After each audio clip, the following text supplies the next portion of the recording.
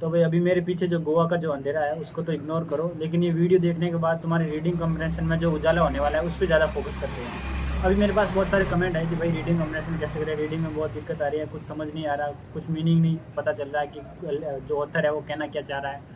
तो ऐसे बहुत सारे कमेंट मिले मुझे, तो मुझे लगा एक वीडियो इस पे भी बनाना चाहिए, क्योंकि मैं भी हिंदी मीडियम बैकग्राउंड से था। मुझे भी शुरुआत में ये सारी दिक्कत आई थी कि रीडिंग कैसे करनी चाहिए, कौन सी चीज़ें सही रहती है, या कौन सी स्टेप मैंने फॉलो किया जिसके कारण मेरा रीडिंग कम्युनिकेशन काफ़ी अच्छा हो गया और जिससे इंग्लिश में मुझे ओवरऑल इंप्रूवमेंट दिखी। और उसी कारण मेरा एमटीएस 2022 में सिलेक्शन भी हुआ और अभी भी मेरे मॉक्स में काफ़ी अच्छे मार्क्स आ जाते हैं इंग्लिश में। तो मैं वो सारी चीज़ें स्टेप बाय स्टेप आपको बताना चाहूँगा। तो जो अपना सवाल है कि भाई रीडिंग कैसे करें इंग्लिश की, तो सबसे पहले ये देखना होगा कि आप कौन सी स्टेज पे हो रीडिंग की। तो रीडिंग के मोटे मोटे 3 स्टेज मान सकते हो, एक तो बेसिक लेवल, इंटरमीडिएट और एक एडवांस लेवल वाले। तो बेसिक लेवल पे वो है कि जो हिंदी मीडियम बैकग्राउंड से है, जिन्हें बहुत ज़्यादा इंग्लिश नहीं आती, या फिर सिर्फ उन्होंने इंग्लिश का सब्जेक्ट ही इंग्लिश में पढ़ा, इसके अलावा कुछ इंग्लिश में नहीं पढ़ा। और थोड़ा ज़्यादा बोल दूँ तो उन्होंने व्हाट्सएप पे बहुत सारे टाइपिंग कर रखी है इंग्लिश की, वो भी हिंदी वाली इंग्लिश जो हम व्हाट्सएप की भाषा बोलते हैं।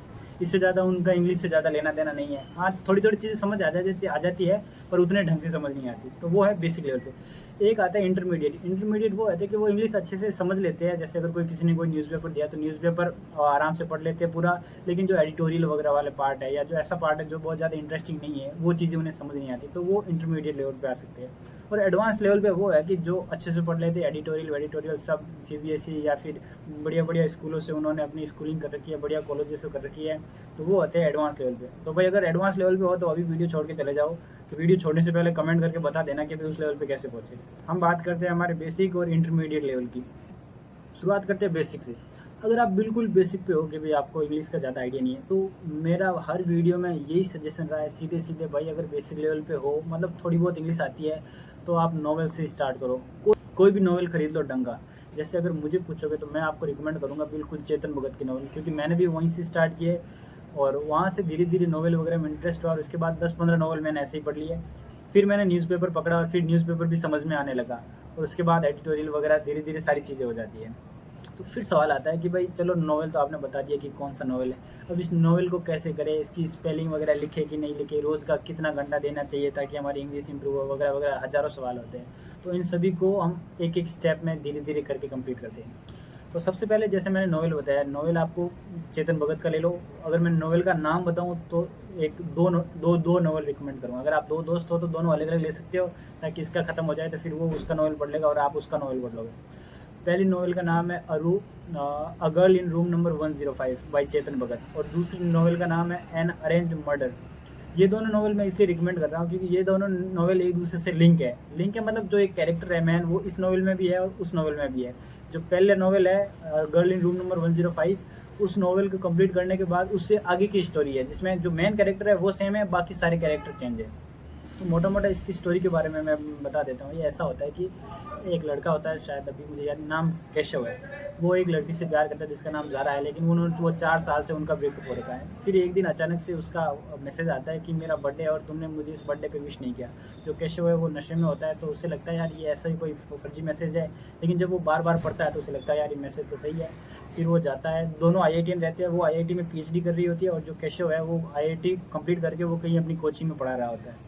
जिस हॉस्टल में वो लड़की ज़ारा पीएचडी कर रही होती है, तो उस हॉस्टल के रूम नंबर होता है 105, और उस रूम के पास ही एक पेड़ होता है। तो वो केशव जाता है, उस पेड़ से चढ़ के उसके रूम में घुसता है।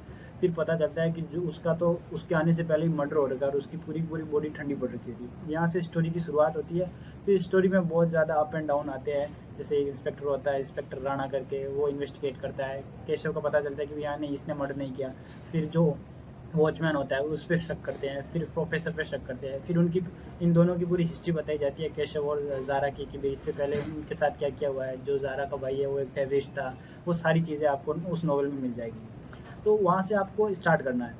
अब प्रॉब्लम ये रहती है कि कुछ लोगों को शुरू में ही समझ नहीं आता, क्योंकि नॉवल में क्या सीन होता है। नॉवल में ऐसा नहीं होता है कि भाई एक नाम लिख दिया कि ज़ारा, फिर वो इन्वर्टेड कॉमा में बोल दिया कि ज़ारा क्या कह रही है, या फिर केशव, फिर एक ऐसे कॉमा करके कि भाई केशव क्या कह रहा है। ऐसा नहीं होता। उसमें सीधा लाइन क्या है कि जैसे हम हिंदी में कैसे पढ़ते हैं कि कोई पूछे भाई तुम कैसे हो, फिर कहे कि मैं ठीक हूँ, तो हमें पता है कि इसी का जवाब रहा और जिससे पूछ रहा है वही जवाब दे रहा है। वही चीज़ इंग्लिश में भी सेम चीज़ होती है।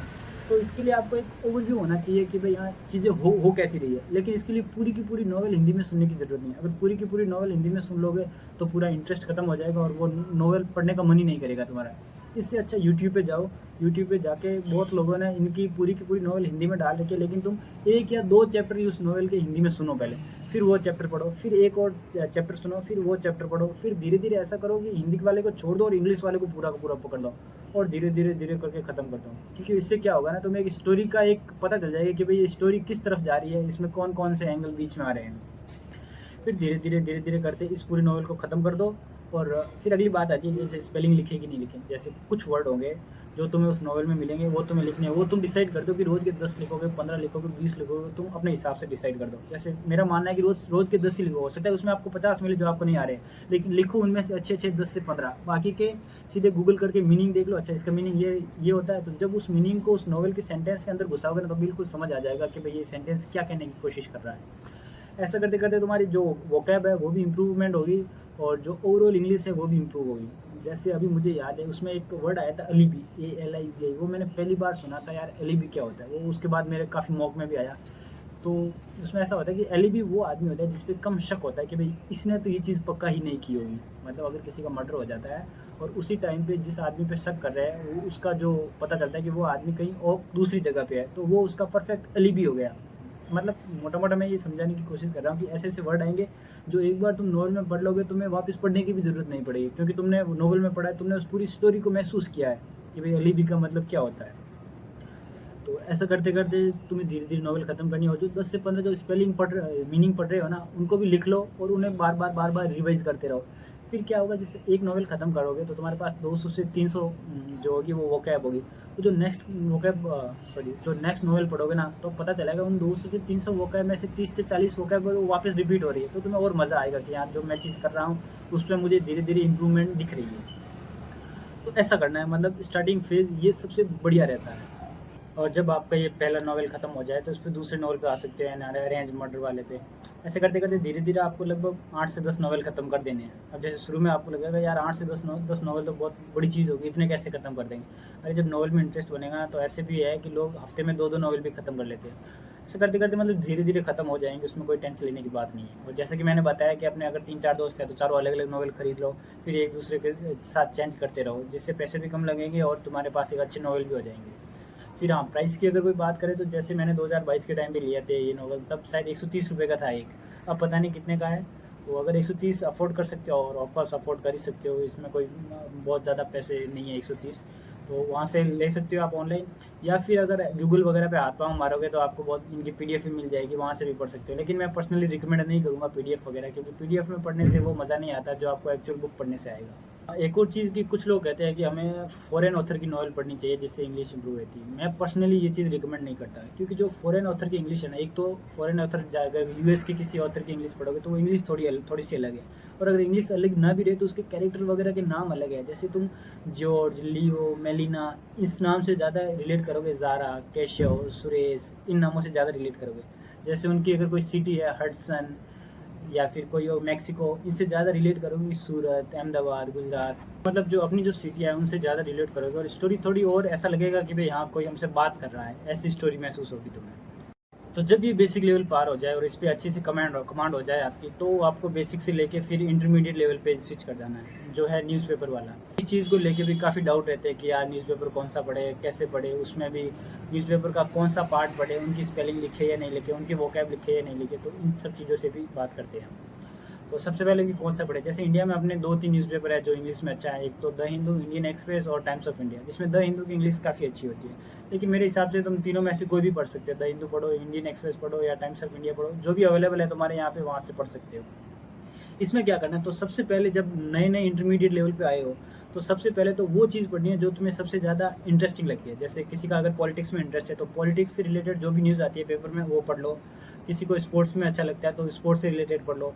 किसी को जो करंट इवेंट चल रहा है, जियो पॉलिटिकल इश्यूज चल रहे हैं, वो अच्छे लगते हैं तो वो पढ़ सकते हो। जैसे अभी इसराइल वगैरह का वॉर चल रहा है, ईरान है या इराक है, कौन है जिसके साथ है, तो उससे रिलेटेड अगर कुछ भी आ रहा है तो वो चीज़ पढ़ लो, वो चीज़ तुम्हें ज़्यादा इंटरेस्टिंग लगेंगी। और क्योंकि उस चीज़ का एक जो बेसिक जो स्ट्रक्चर है, इससे पहले क्या क्या हो रखा है उसका तुम्हें आइडिया है, तो वो चीज़ से तुम ज़्यादा रिलेट करोगे। और साथ साथ में जब न्यूज़पेपर पढ़ो तो उसकी भी वही सेम चीज़ करनी है कि भाई जो भी स्पेलिंग मिल रही है, जो भी वोकैब मिल रही है, वो 8, 10, 15, 20 जो भी तुम्हें ठीक लगे वो सब लिख लो, उनका टाइम टू टाइम रिवाइज करो। और जब 1 महीने तक, 1.5 महीने तक न्यूज़पेपर पढ़ोगे तो पता चलेगा कि यही सेम वोकैब भी वापस रिपीट हो रही है। तो ऐसा करते करते धीरे धीरे इंग्लिश को लेकर कॉन्फिडेंस आएगा कि भाई हाँ ये चीज़ है जो मैं कर सकता हूँ।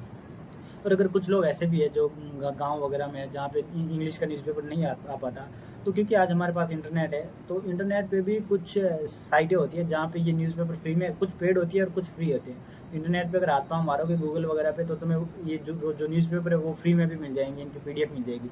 या टेलीग्राम की इतनी बहुत बड़ी दुनिया है, वहाँ पे भी हाथ पाँव मारोगे तो वहाँ भी मिल जाएंगे। बस ये है कि आपको कोशिश करनी पड़ेगी उसके लिए। और जब इस इंटरमीडिएट लेवल पे भी अच्छी कमांड हो जाए, फिर आपको एडवांस लेवल पे जाना है। तो एडवांस लेवल में क्या होता है ना, इसमें मतलब लोग सीधे ही एडिटोरियल पढ़ते हैं उस चीज़ से रिलेटेड, क्योंकि जो एडिटोरियल होते हैं वो जो विषय का जो विद्वान होता है, एक्सपर्ट होता है, वो लिखते हैं। जैसे किसी अगर फॉरेन इश्यू पे अगर कोई फॉरेन इश्यू हुआ तो उससे रिलेटेड जो प्रोफेसर वगैरह हैं वो सारी एडिटोरियल लिखते हैं बड़े बड़े न्यूज़पेपर के लिए। तो उनकी इंग्लिश और भी ज़्यादा अच्छी होती है और उनके जो वर्ड वगैरह होते हैं वो और भी ज़्यादा बढ़िया होते हैं। तो उनके लिए भी आपको ये सेम ही चीज़ करनी है। सबसे पहले वो वाले एडिटोरियल पढ़ने हैं जो आपको जिसमें इंटरेस्ट है। स्पोर्ट्स के भी एडिटोरियल आते हैं, जो जियोपॉलिटिकल इश्यू चल रहे हैं उनके भी एडिटोरियल आते हैं। तो वहाँ से स्टार्ट करना है और फिर धीरे धीरे ऐसी चीज़ों के एडिटोरियल पढ़ने स्टार्ट कर देने हैं जिनसे आपको कुछ लेना देना भी नहीं हो। जैसे अगर स्पोर्ट्स वगैरह के जो आपके इंटरेस्टिंग एडिटोरियल है वो आपने 1-1.5 महीने पढ़ लिए, तो उसके बाद ऐसी चीज़ पढ़ लो जैसे हेल्थ के बारे में पढ़ लो, न्यूट्रिशन के बारे में जो एडिटोरियल है वो पढ़ लो। क्योंकि पेपर में कभी कभी ऐसी चीज़ें आ जाती है एडिटोरियल वगैरह, जैसे जो मेंस में होता है, तो मेंस में जो पैसेज आता है उसमें ऐसी चीज़ें आ जाती है जो हो सकता है आपका उसमें इंटरेस्ट नहीं हो, पर क्योंकि वो पेपर में पूछ रहा है तो वो भी आपको पढ़ने की आदत होनी चाहिए। इसमें भी सेम ही चीज़, वही पूरी वोकैब लिखो, पूरी मतलब जो भी 10-15 वोकैब है वो लिखो, बार बार रिवाइज करते रहो सारे का सारा। ऐसे धीरे धीरे करते करते करते करते आपका ओवरऑल जो रीडिंग कंप्रेशन का जो पोर्शन है वो इम्प्रूवमेंट हो जाएगा। लेकिन ये चीज़ हमेशा याद रखना कि आपको इम्प्रूवमेंट 1 दिन में, 2 दिन में या 1 महीने में नहीं दिखेगी। ये एक लॉन्ग जर्नी है और आपको सीधा तो दिखेगा ही नहीं कि भाई ये जो क्वेश्चन मैंने इस मॉक में सही किया है, ये मेरे रीडिंग इंप्रूवमेंट होने की वजह से ये क्वेश्चन सही होगा। आपको यही लगेगा यार ये तो मुझे आता था, क्योंकि जो रीडिंग कंप्रेशन की जो इंप्रूवमेंट होती है वो आसानी से क्या वो मतलब दिखती ही नहीं है, सीधा मार्क्स में ही दिखती है कि यार मार्क्स तो बढ़ रहे हैं। पर इतना विश्वास रखना कि इंप्रूवमेंट होगी, ज़रूर होगी। और लास्ट में एक बोनस टिप भी देना चाहूँगा रीडिंग कंप्रेशन को लेकर। ये सब चीज़ें आप करो, लेकिन कभी कभी टाइम ऐसा आता है तैयारी के दौरान जिनमें आपको ऐसे पढ़ने लिखने का भी ज़्यादा मन नहीं करता, कहीं बाहर जाने का भी मन नहीं करता, तो मूवीज़ वगैरह देखते हो तो कोशिश करो कि वो मूवीज़ या वेब सीरीज़ जो भी देख रहे हैं वो इंग्लिश में देखो, सब टाइटल के साथ। जैसे अगर आप एडवांस लेवल पे पहुंच गए तो सीधी वो इंग्लिश भी समझ आ जाएगी। लेकिन एक तो कोई इंडियन इंग्लिश बोल रहा है या कोई फॉरेन जो मूवी है बॉलीवुड की उसकी हॉलीवुड की, उसमें जो इंग्लिश बोल रहे हैं तो उनकी प्रोनाउंसिएशन काफ़ी अलग है। तो आपको वर्ड आने के बावजूद भी ऐसा हो सकता है कि उसकी प्रोनाउंसिएशन समझ में नहीं आए शुरुआत में। तो इसलिए मैं कहता हूँ कि सब टाइटल के साथ देखो। जब भी कोई चीज़ समझ नहीं आए तो उसका सब टाइटल देख लो, तो आपको पता चल जाएगा यार इस मूवी में ये क्या कहना चाह रहा है। और क्योंकि मूवीज़ वगैरह में बहुत सारी चीज़ें, जैसे एक्सप्रेशन हो रहा है, किसी को अगर कोई गुस्से से बोल रहा है तो वो ऐसे वर्ड का इस्तेमाल कर रहा होगा जो गुस्सा एक्सप्रेशन कर रहा है। अगर कोई प्यार से बोल रहा है तो वो ऐसे वर्ड का इस्तेमाल कर रहा होगा जो लव को एक्सप्रेस करता है। करते करते धीरे धीरे वो चीज़ भी इम्प्रूव हो जाएगी। लेकिन याद रखना इसमें वो मत कर देना कि मूवीज़ दिख रही हो, पेन कॉपी लेके बैठ गए, या इसमें जो भी मुझे वोकैब मिल रही है वो लिखूंगा, पहले वो वोकैब रिवाइज करूंगा, फिर मूवी का अगला पार्ट देखूंगा। अरे नहीं, मूवीज़ अपने इंटरेस्ट के लिए देख रहे हो तो वो इंटरेस्ट बनाए रखो बस, ठीक है। इसके बीच में हमारा इंप्रूवमेंट अगर थोड़ी बहुत हो रही है तो वो सोने पे सुहागा हो गया, उसकी टेंशन नहीं लेनी है। उसकी भी एक एक स्पेलिंग लिखनी है, उसमें भी कौन सी स्पेलिंग मिस्टेक हो रही है या फिर कौन सा ईडियम फ्रेजेस आ रहा है, उतनी टेंशन लेने की ज़रूरत नहीं है। हमें इंग्लिश ऐसी ही करनी है कि हमें पेपर निकालना है, हमें शशि थरूर नहीं बनना है इंग्लिश में। मैंने सारी क्वेरीज़ का जवाब दे दिया। अरे यार बंद हो जाए यार। आई होप मैंने सारी क्वेरीज़ का जवाब दे दिया है, लेकिन इसके बावजूद भी अगर कुछ भी छूट जाए, ऐसी चीज़ जो आपको लगता है कि आपको पूछनी है, तो मुझे कमेंट बॉक्स में बता दो, मैं पक्का जवाब दूंगा। और अगर कमेंट से आपको वापस जवाब नहीं मिल रहा तो मुझे इंस्टा पे फॉलो करके वहाँ पे DM कर देना, वहाँ पे पक्का ही आपको जवाब मिल जाएगा। इंस्टा का जो लिंक है वो मेरे डिस्क्रिप्शन में दे रखा है, वहाँ से आप इंस्टा पे जा सकते हो। So thank you. और अगर वीडियो में आपको थोड़ा भी ऐसा लगे कि इससे हमारी 1% भी मदद हुई है तो यार प्लीज़ चैनल को सब्सक्राइब जरूर कर देना। इससे थोड़ा बहुत मोटिवेशन मिलता है ताकि मैं और भी अच्छी अच्छी वीडियोज़ बना पाऊँ। मेरी